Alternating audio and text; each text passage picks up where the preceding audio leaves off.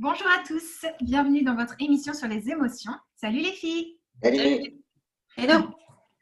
Alors aujourd'hui, on va parler régulation émotionnelle bien sûr, et aussi sur le thème de l'amour, mais pas que, la dépendance, l'attachement, les liens d'amour et de dépendance.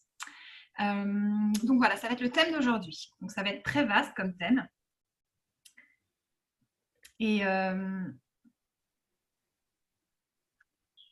Églantine, t'as pas l'air bien là, qu'est-ce que t'as? T'es toute immobile là.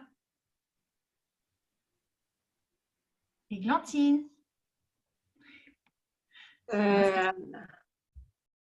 Non, je sais pas, je me sens vraiment bizarre. Je me prends des réflexions dans la figure tout le temps en ce moment là, depuis une semaine, tout le temps des petites réflexions et j'en ai marre en fait. C'est bizarre. C'est ton repas il est pas bon. Maman va voir ailleurs si j'y suis. T'es pas jolie aujourd'hui, t'as pas pris soin de toi.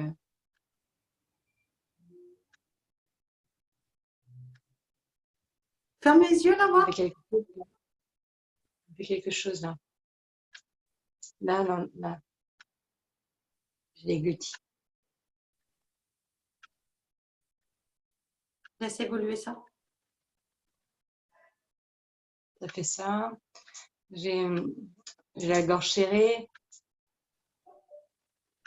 Ça tape dans le dos. Ça remonte un petit peu ici. Ça me donne un petit peu envie de vomir.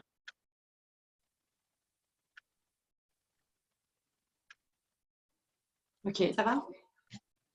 Ouais, ça va. Ouais, mais vous voyez les filles, c'est pénible parce que même à travers des toutes petites réflexions en fait de la personne qu'on aime le plus au monde et des gens qu'on aime le plus au monde, bah, finalement, ça peut vraiment nous perturber en fait. Et du coup, moi souvent, je me dis, je vais faire mieux. Et puis je vais encore faire un peu mieux demain. Et puis, parce que je les aime et j'ai envie de leur apporter encore plus. Voilà, ça c'est mon expérience à moi. Ok, c'est super que tu sois là et qu'on soit tous là parce qu'on va parler de ça justement et on va avoir des solutions avec la régulation émotionnelle. Sophie, tu avais des choses à nous dire par rapport à ça justement. Ouais, moi j'ai une petite question en fait. J'ai une patiente par exemple qui est dans une relation clairement toxique et en fait elle se fait maltraiter, une relation conjugale qui est vraiment extrêmement difficile et pour autant elle arrive absolument pas à le quitter. Donc en fait, je voulais avoir un petit peu vos avis par rapport à ça. Une chose qui est un petit peu classique dans ce genre de situation-là, c'est que la personne ne se rend pas toujours compte que elle-même, elle a peut-être une perturbation émotionnelle par rapport au fait que l'autre a une espèce d'emprise sur elle et qu'elle n'arrive pas à se libérer de ça. Donc déjà voir où est sa responsabilité à elle. Et c'est vrai qu'elle me pose souvent la question, en fait, de dire « Ouais, mais de toute façon, il est comme ça. » Comme si c'était tout le temps l'autre qui était responsable de ça. Donc, c'est intéressant, ça. Ouais. C'est exactement ce problème-là, c'est qu'on donne le pouvoir à l'autre, on dit « tant que l'autre, il n'aura pas changé, de toute façon, moi, je ne peux rien faire. » Et si, moi, je peux résoudre sur mon propre ressenti à moi, d'accord? Si je me laisse faire un truc que je ne devrais clairement pas me laisser faire, c'est peut-être que j'ai aussi une difficulté, d'accord? C'est là-dessus que tu peux l'aider, je pense, vraiment, en premier. Ouais, là, on parle de peur. Elle a peur, quoi. Et la question, c'est peut-être l'aider à identifier ses peurs. De quoi elle a peur? Est-ce qu'elle a peur de se retrouver toute seule? Est-ce qu'elle a peur des coups? Parce que peut-être il y a des coups aussi. Et comment est-ce qu'elle réagit face à cette peur-là? Si sa réaction, c'est l'inhibition, c'est je bouge pas, je reste complètement tétanisée, on voit bien que là, l'émotion colère qui devrait être là pour qu'elle puisse se défendre et se protéger, elle est bloquée, elle est coincée, quoi.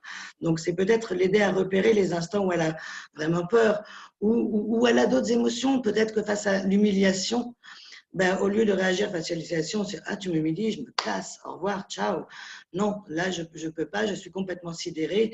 Et donc, peut-être aller repérer des mouvements comme ça d'émotions qu'il lui fait vivre, où sa réaction n'est pas une réaction de protection pour elle, quoi. Quand est-ce que ces réactions émotionnelles ne la protègent pas? Puis en plus, ça la coupe de ses moyens parce qu'à partir du moment où elle aura fait des régulations émotionnelles, elle va pouvoir se positionner et poser ses limites de façon claire et tu vois vraiment forte et tout. Parce que là, en gros, elle n'est pas libre, elle n'est pas capable d'être elle-même, de dire ce qu'elle veut, de dire ce qu'elle ne veut pas et tout ça. Après, dans les relations toxiques, ce qui se passe aussi, c'est que souvent les couples vont se rencontrer parce que moi, j'ai quelque chose qui déclenche des perturbations émotionnelles et je l'évite. Et toi, tu n'as pas le problème, donc tu le fais à ma place. Donc, au début, ça marche bien, sauf que si la personne, naturellement, elle régule sur sa difficulté émotionnelle, elle n'a plus besoin de l'autre. Mais ça ne veut pas dire que l'autre, il n'a pas besoin en retour. Donc, l'autre va pouvoir insister en disant, mais attends, on s'aimait parce que tu m'aidais à faire ça et maintenant tu ne veux plus m'aider à faire ça, ça veut dire que tu m'aimes plus. Non, peut-être que ça veut dire qu'à ce moment-là, je n'ai plus envie de t'aider à éviter tes blocages émotionnels. Je ne crois pas que c'est comme ça que je vais t'aimer, à te permettre de ne pas rester dans ta zone de confort. Donc peut-être que parfois, l'autre va, tu m'aidais, tu m'aides plus parce que tu as changé. Si moi, ça me fait mal et si ça me fait douter de mon amour pour lui, là, je régule aussi. Parce que peut-être que si je le fais, c'est parce que je l'aime justement. Si j'arrête de l'aider à éviter, c'est parce que je l'aime. Oui, et puis ne pas avoir peur aussi que si je change, peut-être l'autre il va plus m'aimer. Exactement, parce que peut-être si moi je perds mes difficultés émotionnelles, je change de rapport avec cette personne, peut-être il va plus m'aimer. Ben ça aussi, c'est de nouveau un sentiment qu'on peut résoudre par le simple fait de fermer les yeux, voir ce qui se passe dans notre corps. Et à partir de là, montrer l'exemple à l'autre peut aussi donner envie à l'autre de faire son travail de son côté.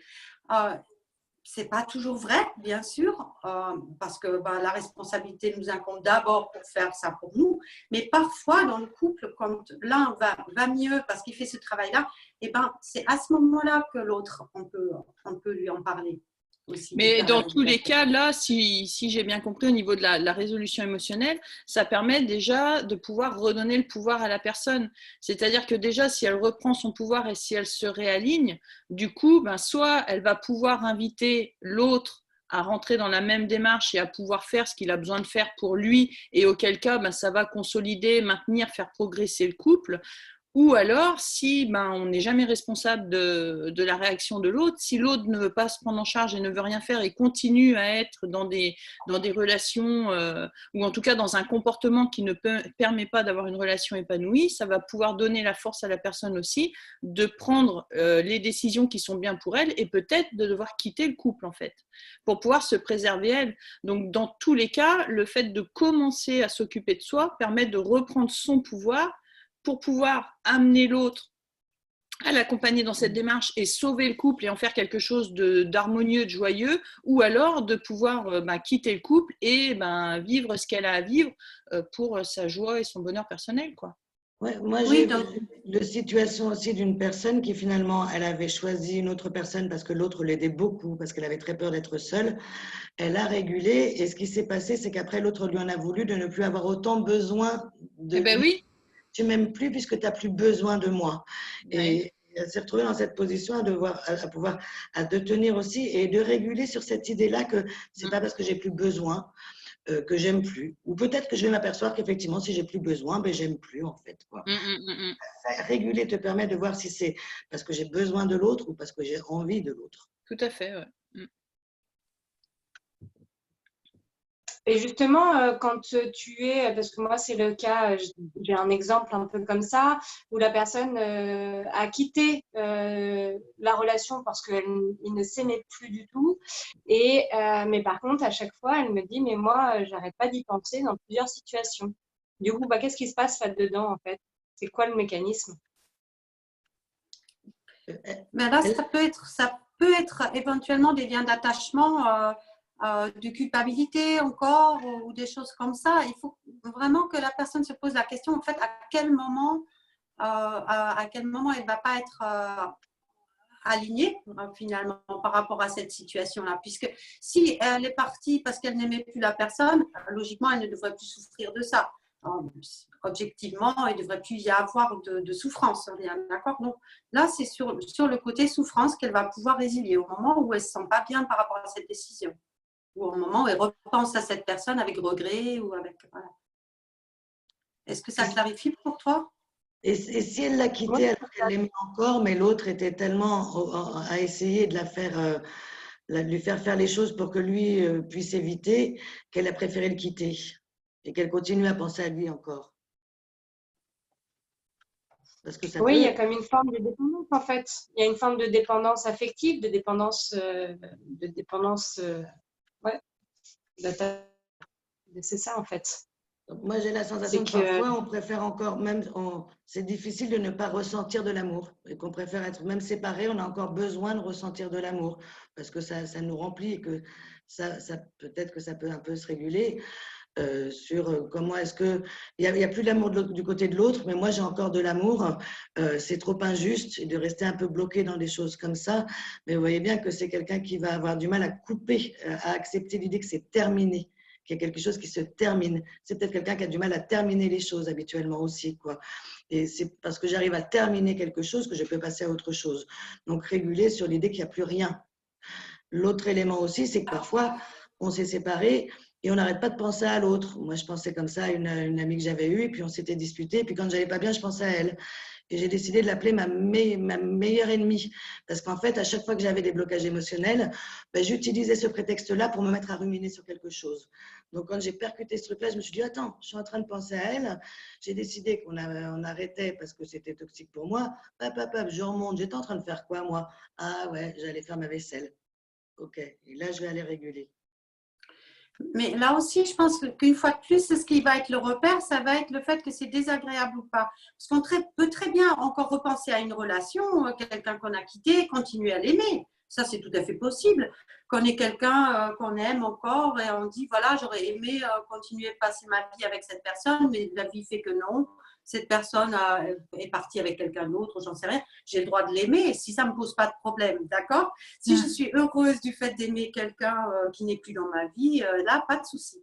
Ce qui est difficile, c'est si ça me pose problème. C'est toujours ça. Voilà. Si je suis en accord avec ce que je vis, ok. Mais si je ne suis pas en accord avec ça et que je le subis, bah là, je peux fermer les yeux et voir ce que ça fait. Super, donc c'est hyper vaste en fait hein, comme sujet. Églantine, ça te donne des réponses par rapport à ta question? ouais, ça me donne des réponses, ça me permet aussi de me rendre compte qu'en fait, des perturbations, on en a plein et que parfois, bah, du coup, on utilise un peu les prétextes, un petit peu notre mental qui nous dit oui, mais, tout le temps. Et donc, en fait, finalement, se rendre compte que dans une situation, il peut y avoir plusieurs régulations, en fait. C'est ça, en fait. Il y a plusieurs choses qui peuvent se jouer et sur lesquelles on peut venir agir directement. Ouais, tout à Ouais, fait. finalement, quand on se dit oui, mais je l'aime, peut-être qu'on a intérêt à regarder ce qui se passe dans notre corps, quoi. Je souffre, oui, mais je l'aime, ouais. Il se passe quoi, quoi? Moi, je pense que l'amour, c'est plein d'émotions à la fois qui sont agréables, qui sont parfois pas agréables, mais qui durent pas dans le temps. Quand je quitte mes enfants parce que je dois partir pendant 3 mois, bah ouais, je suis triste à l'intérieur. Ça fait mal, mais je sais qu'ils m'aiment très fort. Donc justement, puisque je sais qu'ils m'aiment, ça va pas durer dans le temps, quoi, la sensation. Donc, dès Ouais. qu'il y a un oui, mais, on ferme les yeux, en fait. Ouais. C'est un peu ça, ouais. Le oui mais égale régulation. Ça, Et, oui. et justement, Églantine, comment tu te sens là?